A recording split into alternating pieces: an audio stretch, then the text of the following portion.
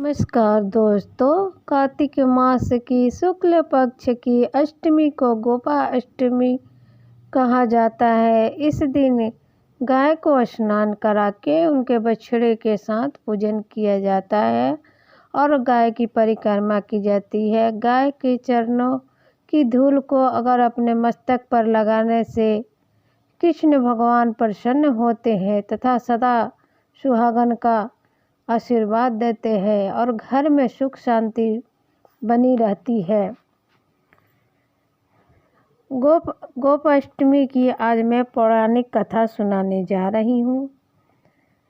एक बार जब श्री कृष्ण भगवान 6 साल के हो गए तो उन्होंने मैया यशोदा से कहा, मैया मैया, मैं अब बछड़े को ना चराने जाऊँगा, मैं अब गायों को चराने जाऊँगा। तो मैया मुस्काने लगी। बार बार कृष्ण भगवान के जिद करने पर उन्होंने कह दिया कि ठीक है, जाओ नंद बाबा से पूछ के आओ, वो बोलेंगे तो तुम गैया को लेके चले जाना। फिर कृष्ण भगवान नंद बाबा के पास गए। बाबा, मैं बछड़े को ना चराऊँगा, मैं अब गैया को चराने जाऊँगा। तो नंद बाबा ने कहा कि तुम अभी छोटे हो, गैया को अभी मत चराने जाओ। लेकिन कृष्ण जी भगवान जिद करने लगे तो उन्होंने कहा कि ठीक है, जाओ पंडित जी के पास जाके गौ आचरण का शुभ मुहूर्त पूछ के आओ।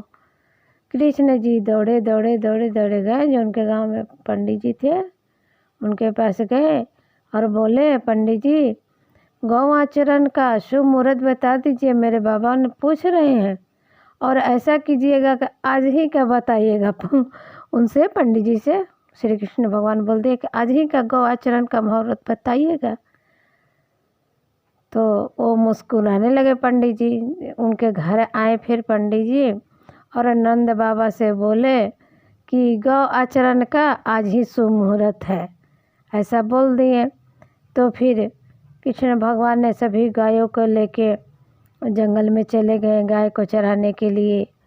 और उसी दिन कामधेनु गाय ने उनको कृष्ण भगवान की पूजा की थी, इसलिए उन्हें गोविंद भी कहा जाता है। और जिस दिन श्री कृष्ण भगवान गायों को ले गए चराने के लिए, गौ आचरण का मुहूर्त था, उसी दिन कार्तिक मास की शुक्ल पक्ष की अष्टमी थी, इसलिए इसे गौ अष्टमी के नाम से भी जाता है। तो इस तरह से गौ अष्टमी की कहानी है।